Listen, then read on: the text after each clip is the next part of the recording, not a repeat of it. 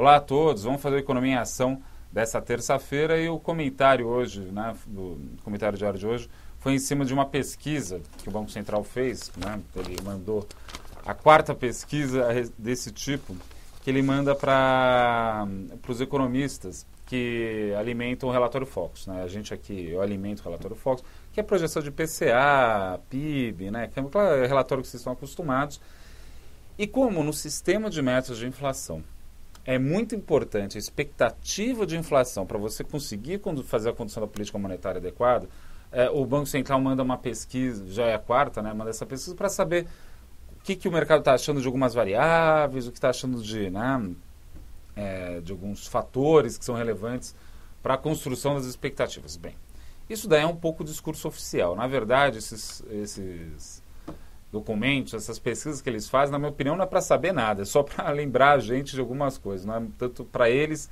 terem um feedback da gente, mas a gente acaba tendo um feedback deles, é uma forma de comunicação muito clara. Eu vou te explicar por quê. Bem, o Banco Central, na última ata principalmente, né, por uma série de motivos que eu já vou retomar aqui nesse Economia em Ação, ele vem falando o tempo todo da taxa de juros, que a taxa de juros vai para um dígito, e ele tem construindo o argumento o tempo todo no sentido de falar, olha, a taxa de juros no Brasil está mudando de patamar. Vai mudar de patamar, não tem como pensar muito diferente. Tem algumas coisas que ele bate todo o documento, toda ata ele vai lá e bate de novo na questão.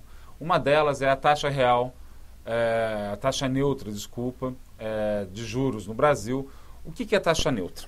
Resumindo demais o raciocínio aqui, né? Mas, na verdade, é isso mesmo, né? A taxa de juro neutra é uma taxa de juro monetária que você nem incentiva a economia, nem desincentiva, ou seja, nem gera, não é expansionista nem contracionista, é uma taxa que, como diz o nome diz, é neutra, não acaba impactando nada.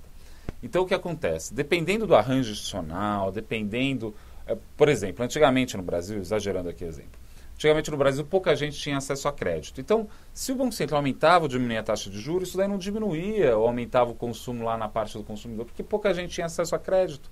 Agora, né, como a taxa de juros caiu, enfim, a situação da economia brasileira mudou, as pessoas têm mais crédito, né, elas consomem mais crédito. Então, se ele mexe na taxa de juros, isso daí impacta as decisões de consumo das famílias. Então, isso é para citar um exemplo, né, mas tem outros motivos que levam a taxa de juros neutra cair, ou seja, né, então, quando ninguém consumia crédito, para você mexer no consumidor, você tinha que subir muito a taxa de juros ou baixar muito a taxa de juros. Agora não, como muita gente tem acesso a crédito, esse ajuste pode ser mais simples. Então isso daí diminui a taxa de juro neutra. Então o controle da inflação é mais no ajuste fino, que é um jeito diferente de falar isso, mas ele pode ser um pouco mais cuidadoso porque o poder da política monetária aumentou. Então o que acontece? Toda ata ele fala isso, o Banco Central.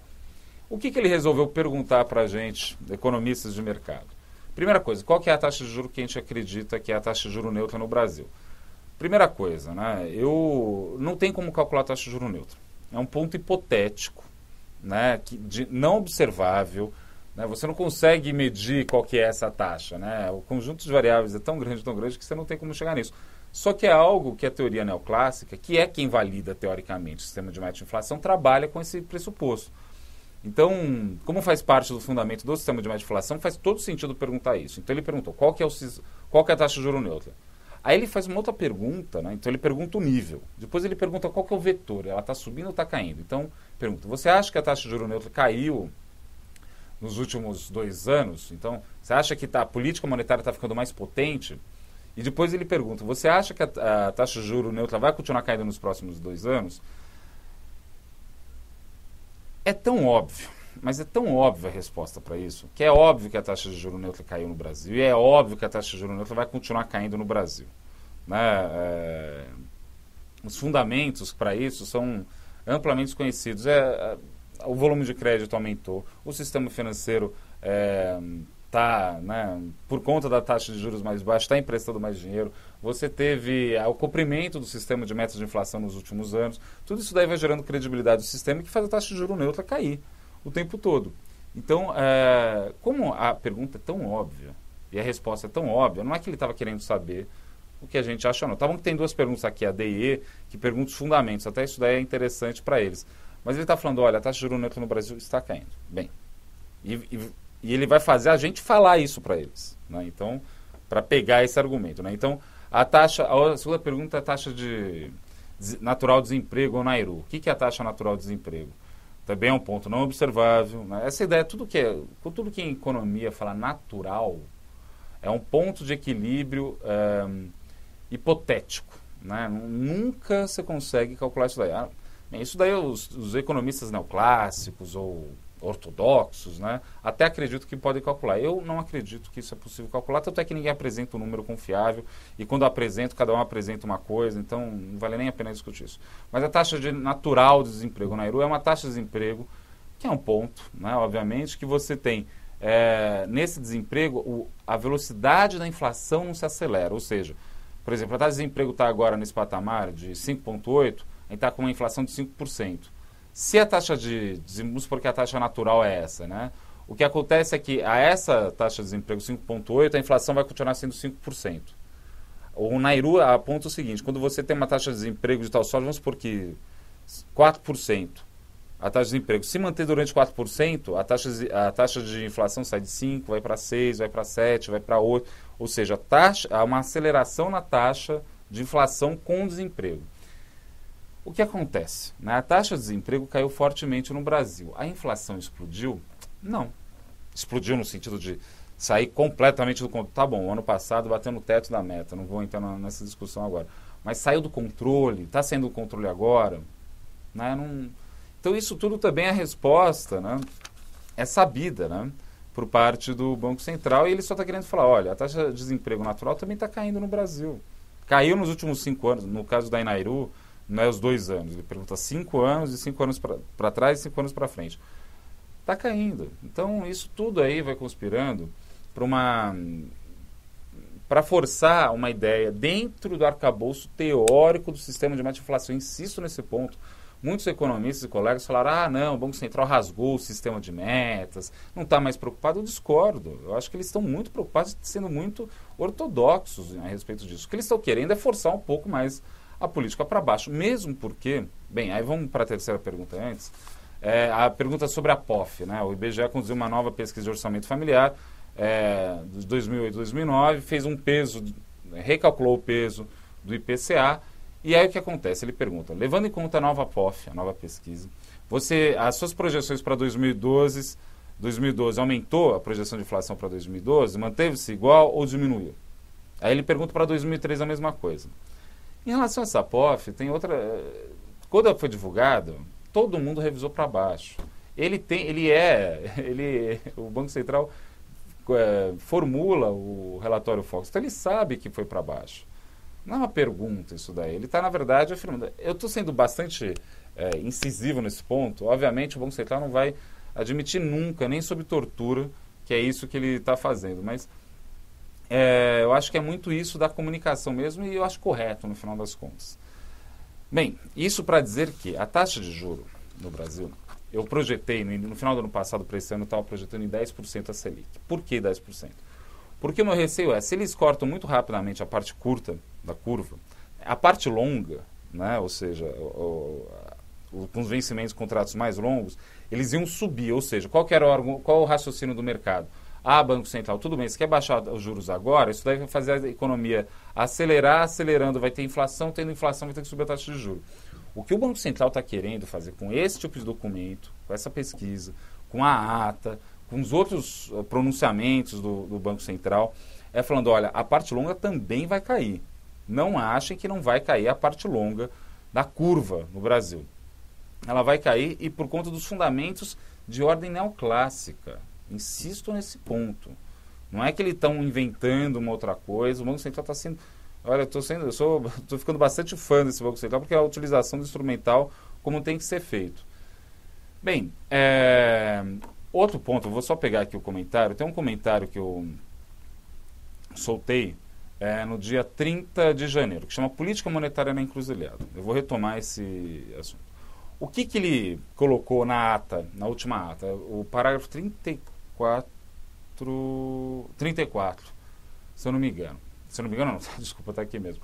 Ele fala o seguinte no parágrafo 34 da última ata do Copom. O Copom também pondera que tem contribuído para a redução da taxa de juros doméstica, inclusive a taxa neutra, o aumento na oferta de poupança externa e a redução do seu custo de captação, as quais, na avaliação do comitê, em grande parte, são desenvolvimentos de caráter permanente. O que ele está me dizendo aqui?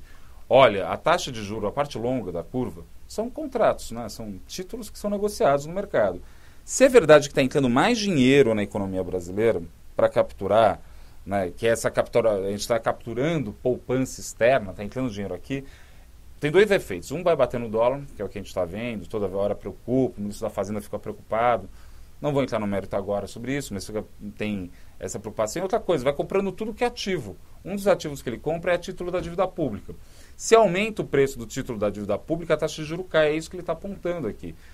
E no caso do Brasil, isso daqui, ó, um segundo, deixa eu dar um zoom aqui. Isso daqui eu mostrei naquela vez, vou mostrar de novo. Isso daqui é a taxa de juros de um ano, Brasil Swap, 360 dias, que é essa linha vermelha aqui. Né? Imagina que você pega um contrato de um ano na Argentina, de juros, né? Na Argentina, Turquia, Rússia, Coreia do Sul, Brasil e México. Essa outra linha azul mais gordinha aqui, né? Menor do que a de juros, é o risco percebido pelo país, medido em CDS, de 5 anos. Tá organizado aqui o gráfico, né? O eixo México, Brasil, Coreia do Sul, Rússia, Turquia e Argentina, pelo risco percebido. Então, o menor risco é o México, depois vem o Brasil, depois vem a Coreia do Sul e por aí vai. Se você pega o Brasil, o risco nosso é pouquinho menor do que da Coreia do Sul, que é um país emergente, vamos colocar assim, sério, né?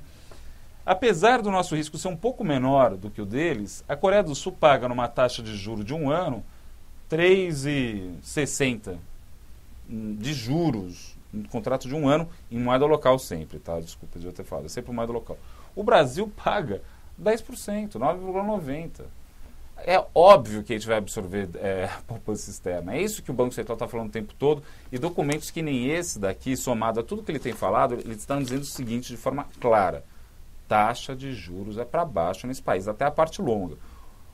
O Keynes, né, eu sou um economista keynesiano, quem conhece já entendeu isso há algum tempo. Ele fala um negócio que é muito interessante. Né? Quando a taxa de juros é resistente à baixa, porque existe uma convenção, um consenso de que não é possível que isso ocorra, ou seja, a taxa de juros cair. Trabalhos que nem esse aqui, né, justamente forçam você repensar os consensos lá na frente. E talvez o Banco Central consiga, através da força da poupança externa entrando, e também, né, através desses argumentos, convencer que o mercado e a taxa de juros cair. E eu acho que ele tem força, vamos dizer assim, volume de força, dinheiro mesmo, tanto da parte dele quanto do setor externo, quanto tem força retórica para jogar para baixo. Realmente, os fatores estão apontando que a inflação vai ser mais baixa, com uma taxa de juros neutro mais baixa e com um Nairu mais baixo. Então, não tem mais como fugir disso. Bem, esse daí, né, o comentário sobre que eu fiz hoje, né, é um comentário que vem sendo avolumado com os outros que eu fiz nos últimos dias. E acho que a minha leitura é muito essa, né, taxa de juros para baixo. Taxa de juros para baixo tem outros efeitos, entre eles aumentar renda variável. O bolso está subindo também por causa disso. Não é o principal motivo, mas também por causa disso. Prestamos atenção, o Brasil está mudando de patamar de política monetária. É um processo dolorido. A gente ainda não sabe direito como vai funcionar. Mas existe todo o apoio do Planalto e do Ministério da Fazenda para esse shift na política monetária. Vamos ver como isso deve acontecer nos próximos dias. Bem, esse foi a Economia em Ação de hoje, um tema bastante complicado. Então, entre em contato comigo que a gente vai batendo um papo, né, para destrinchar esses valores aqui, tentar pensar um pouco mais do que a política monetária lá para frente. Bem, é isso. Espero que tenham gostado e qualquer dúvida, entre em contato comigo. É isso, um bom dia, abraço a todos. Até.